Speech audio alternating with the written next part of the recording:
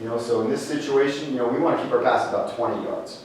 So in this situation, I got a B running an out route. We basically call 3 routes: a comeback route, an out route, or a corner route. Those are like our 3 routes, right? So this guy B in this situation is running an out route because A had to go way down.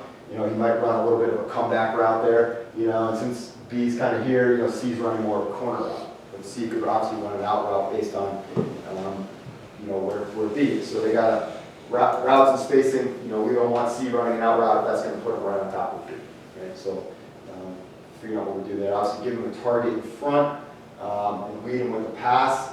And this becomes a drill where we have a shadow defenseman behind the guy receiving the ball, which really emphasizes the point of putting it out front. And then recut when necessary, right? So B kind of is timing his cut, and A fumbles the ball. We don't want B just kind of slowing down and drifting to the sideline. Now B's got to maybe make a comeback route and set that up by cutting upfield and coming back down, right? So you got to recut in situations that never stop moving, don't stop, slow down. We want all full speed. So I don't think I had video on this. No. But one thing we do in this drill, and I think it's an excellent way to really see where you're at as a stick handling team. The second guy in line will just be a shadow guy. And he's not playing full defense. He's literally just running behind the guy who's receiving the ball. Right now, you're just forcing them to put the ball up front, and kind of they get to see. Visually, it becomes a lot harder for them to do it. So, any questions on that? Are you having guys run up the field with the ball at all, or are you just looking at passing it? We want to get in and out of sticks as quick as we can. So again, timing is the big thing on it, right? So we want to move the ball from goalie to goalie as fast as we can. No carrying. All right, so the second piece of this big turn drill. So now we're working on coming back to the ball. These are maybe, we see this a lot off the end line. So basically you could have 2 or 3 lines on each side. We run this, early on we'll run this with 3 lines, so I'll just stagger the lines a little differently and put a 3rd line in on each side. These could be middies and defensemen in the middle. Sometimes actually these guys will be attackmen for us in the corners. It just depends on who I have that day, and so it kind of makes up where your personnel is. But here we're just working on coming north-south, right? And really emphasizing coming back to the ball. I think when you do this drill originally, you get a lot of 45-degree type of cuts. Guys kind of running a little more east-west. And so the big emphasis point here, obviously you want to time it, right? So you're not having to slow down on the cut, but cutting north-south on it, right? So these guys are really coming down to the ball. And then the last piece is look over your shoulder, turn away from the pressure. So we'll have a shadow drill on this as well. But as we receive the ball, we want to see where there's pressure and turn upfield. I know some coaches say always turn to the sideline. Bill Tierney's big stickler on that one. You always turn to the sideline in this route. I'm not a huge believer in that. I think it's more just read the play, make the play, and turn upfield, just being happy. So read, kind of catching and then adding a shadow into this, so he has to kind of see where that guy is. Turn upfield, and obviously where you receive the ball too. I think has a lot to do with it. If you're out here receiving the ball on the restraining line, it becomes tough to turn into the sideline. So, kind of just being smart about it. And again, you can have your attackman involved in this drill pretty easy. I would recommend put 3 lines of middies and D through here, and then you put your attackman down here. And actually, one really good thing with that, obviously, you can work on your attackman flashing out, V cutting out to get the ball, catching it, rolling away, so he's getting some pressure and banging into the goalie. You can also work on your attackman flashing out the ball and then back cutting this guy. Now you're raising your D, you're getting used to making that pass and seeing what that looks like. So that's a really good way. So your attackman just makes that decision. And that's actually how we used to run this drill. I found myself with the middies and D a little bit more. Any questions on that? Okay, this kind of puts it together. This is the NASCAR drill. It's going to be a little more complicated than I think it really is, just from the schematics. But so now, and almost an easier version. This one's more complicated version. Basically, what's going to happen? We've got purple against white here. They're going to race they each have a ball, and they're going to race by passing it to teammates around, they're going to pass to a teammate in this group, a teammate to this group, their goalie, teammate in this group, teammate in this group, and back to their goalie, and they're going to go around 6 times or 5 times, whatever you want to do, right? And for us, we have so many guys, we just have, in this scenario, we have a white player going to get the ball, and a purple player riding it. That's trying to deny him the ball. This is full on, right? This is for like push-ups and stuff. So, and then you got a purple guy trying to get the ball, and white trying to stop him. And then same thing with this group. You got a white player going to get it, purple player going to get it, and they got to put it all together, right? Timing their cuts, which route to use, and it can look really sloppy, but it's like real life. And when I was in high school, coaching high school, I used to do this drill. But what I did with it was I didn't have 2 groups in each line. Right? I just had 2 players in each line, one purple, one white. And basically, if their team was losing, then they would go ride the other guy, to kind of slow them down, right? And if their team is like winning or they're even, then they kind of only worry about their ball, So that, with less numbers, that was actually a good way to do it. This is quite a bit harder because we're being ridden on every single pass. So a lot of the same emphasis points. The one rule we have in here is, the riding players can't catch or bat the ball like the other team's ball. So they can ride them, they can check sticks. If the ball's on the ground, they can box out. They just can't play the ball, pick the ball in any manner. And that just kind of keeps the drill going. I put a bunch of extra balls on the sidelines, so if they do throw it away or something happens, they just have to go get another one, and then they got a guy in their face, so it's staying pretty competitive the whole time. And I do have a video of this one. So you can see here, it's going to start down here with the goalies. Actually, I think I was playing goalie one day. I killed it.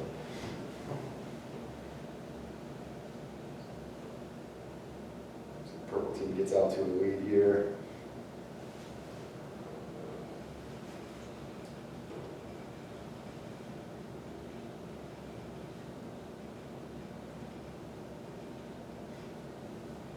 We generally don't let them like the next guy. The guy in the next line, shouldn't be able to come pick the ball. I think that happens here. But it's basically 1 ball at a time per team. It's yeah. not like once you have one guy going, you launch in another ball. No, It's 1 ball. 1 ball, trying to get around 5 times. So not like a high rep drill, but it's hard, and the guys have to learn to like bust their ass for it and move forward. So.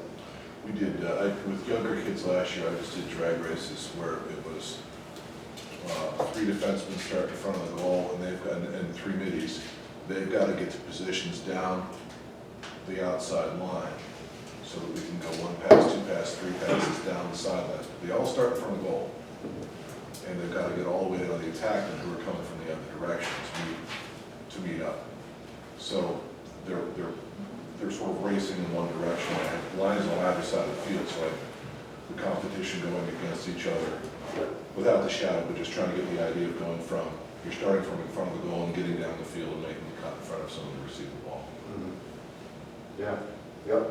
And any way you can make it competitive, right? It's more fun and more challenging. Any other questions on that, Joe? All right, Salisbury. So this is just a skeleton drill. Again, this is more for us to focus on maybe coming off an end line. We do this one a little bit more when we're working against a drop ride, a 3-3 like drop ride, and we got to kind of do a little more coordinated on our clear. So I talked about how we kind of work on coming out of the goalie, off the save, we work off the ground, and then off the end line. So with the end lines, we see a lot of drop rides or some 10 minutes and stuff like that. So we're a little more coordinated in where we want to go. We have a different clear setup for that. And so generally, basically what we do, we got a tack setup down here. We got 6 guys in, and then just the rest of the guys down the end line. If we substitute certain ways, and put offensive knees and blocks or something like that. And I'll just kind of either shoot the ball. Sometimes we'll do it off the save. I'll throw it at goal, and kind of break out. I'll shoot the ball over the to the end line. They have to go and get it. We're just working on sprinting, getting the ball off the end line, and banging it upfield as fast as we can.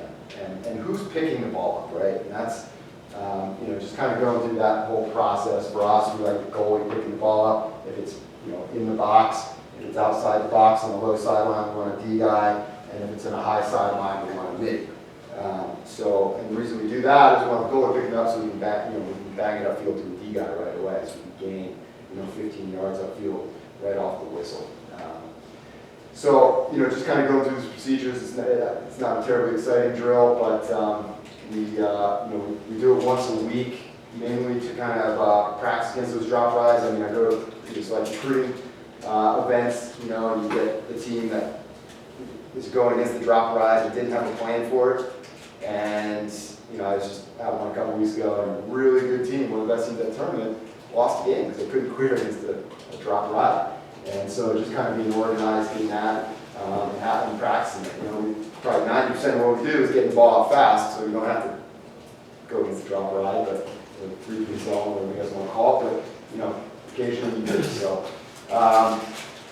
the other thing we add into this that I think is really good, they'll be in the middle of a clear and I'll blow the whistle.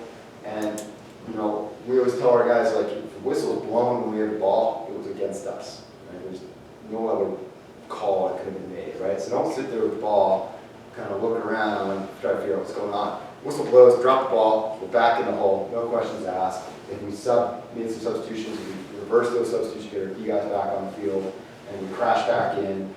We have a call for that, and we're back in, getting numbered up and stuff like that. And then I'll just do it again, roll the ball in, let that group get out, and the next group comes in. So, we'll throw some riding guys in. We might take extra coaches or extra goalies or our face-off guys, throw some riders in there so they kind of have to think about some things.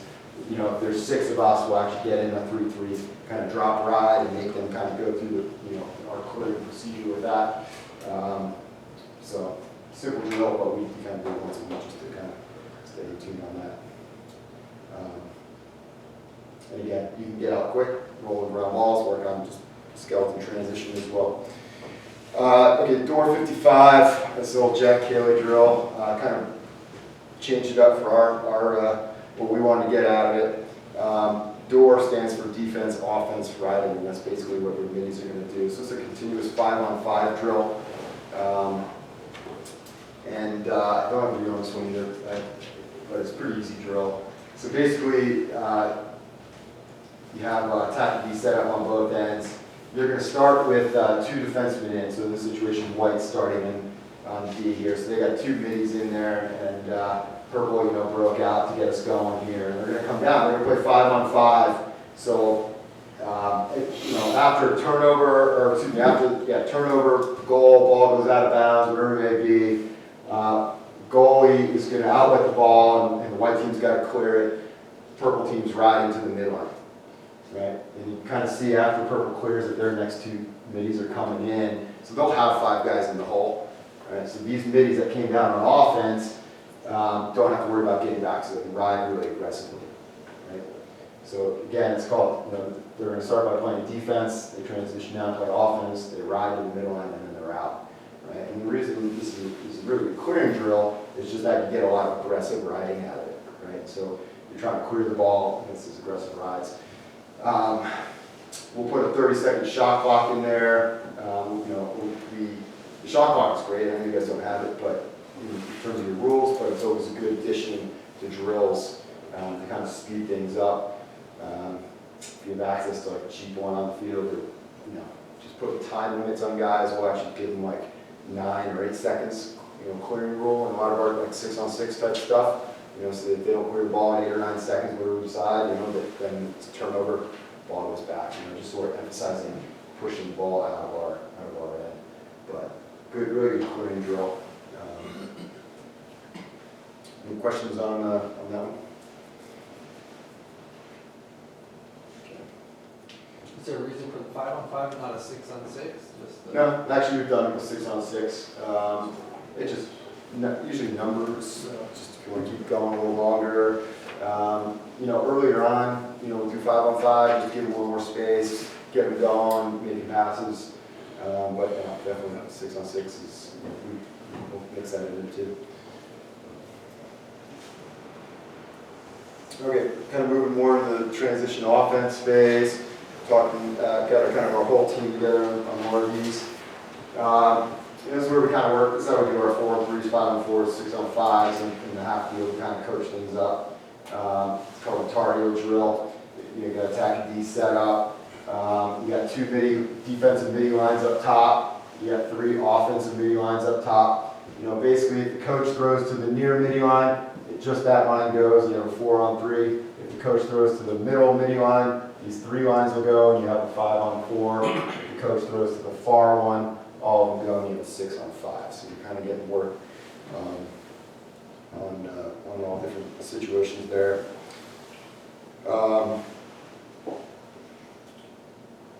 Emphasis points, obviously, defense, what's the situation coming down at you? Getting organized there, how are you going to rotate? What are your transition defense schemes? If you have, 4 guys, 5 guys, offensively, how do you want your attack set up? Where are they starting? Obviously, we keep our attack pretty low. We don't have them involved in the clear. So we keep them down around the restraining line or even inside the restraining line if we can. They kind of linger up. But we don't, if we can keep defensemen with them, we might as well pull them down. We have the over and back rule. You guys have that in high school as well, right? So you have the over and back rule, so it's not like the old days we had to battle for a 50-50 GB at the midline. So if the defenseman will suck down with you, as an attackman while the ball's on your defensive end, well then you just create more space for the current team and you still have an advantage of getting over and back. So we try to keep them low. So and the other thing with transition offense, I think, like 90% of it is getting your attack down to the goal. Getting them organized and low. How many fast breaks get killed because your attackmen are, the ball gets on top of them, or they're just getting down there and they're in a scramble and they're not organized. So keeping them low kind of takes a lot of that pressure off. So how do you want them set up? Are you using an L break or V break? What are your transition offensive schemes in terms of, you want throw down, pick down, you want dodge? What are you trying to accomplish there? And then kind of some general rules, pass to where they come from. So obviously running through your progressions there. I don't have any film on this one either, but it's a good drill to do something quite good. Questions on? Right, jersey drill. That's a couple of drills here. So this is jersey drill. This is a fun one. Again, it's a continuous drill. No whistles involved. This is similar to the door 55, but this gives us numbers breaks. And basically the middies are doing the opposite of what they did in the door drill. So they're actually going to play offense first and have to get back on defense. So basically, you can see here the purple team just played offense. They turned the ball over. Any goals or anything out of bounds, the goalie restarts with it and passes to the midi line breaking out. Also, if it's ground ball, the D picks it up, they can hit that line as well, kind of get it up and out. These guys, 2 middies are breaking down, and then your middies get back. And you kind of change the rules on kind of create the situation you want to create. If you want 4-on-3s, right, you could say both middies have to touch the crease before they get back on D. Right? That's going to give you a lot of 4-on-3s. If you want 5-on-4s, you tell them one middy has to touch the crease or go around the crease, depending on how much time you want to give your guys. So you kind of alter the rules a little bit based on what you're trying to get out of it. I had film of this one. The one thing we changed up, we started putting both midi lines on the same side of the field, and we tell the goalies or D guys to pick it up, they have to throw to the short line. That way we have to make a headman pass upfield. So it just kind of puts a little more pressure on the inside, a little more realistic kind of headman pass to create a break. So in the film, you'll see that adjustment. And again, defense, this is a more realistic situation where you have a temporary man down and you get back to all even, whether it's getting numbered up for you or however you guys play. And it's a great condition. So same with the door 55. So these are a great way to kind of get your knees going. I guess we'll show some video here.